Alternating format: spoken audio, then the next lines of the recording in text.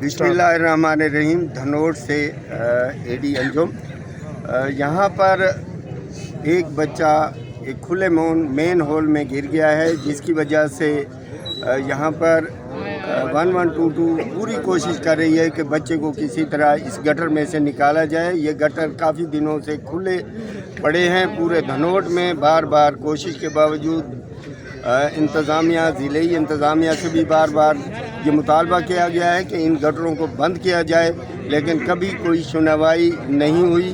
तो जिसका खमियाजा ये भुगतना पड़ा अहले धनोट को कि यहाँ से एक बच्चा जो है वो गटर में गिर गया और 1122 पूरी कोशिश कर रही है। हमारा मुतालबा है कि इन गटरों को बंद किया जाए और यहाँ पर जो भी ज़िम्मेदार लोग हैं इस साने के, उन्हें करार वाकई सज़ा दिलवाई जाए।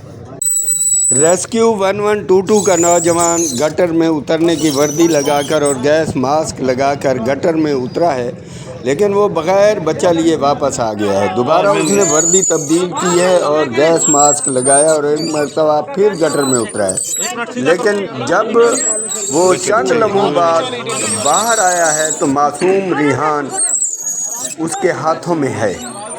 रेस्क्यू के नौजवानों ने फौरी तौर पर इसे स्ट्रेचर पे रखा और फिर इसे एम्बुलेंस में रख कर फौरी तौर पर इसे DHQ अस्पताल लोधरा की तरफ ले गए हैं।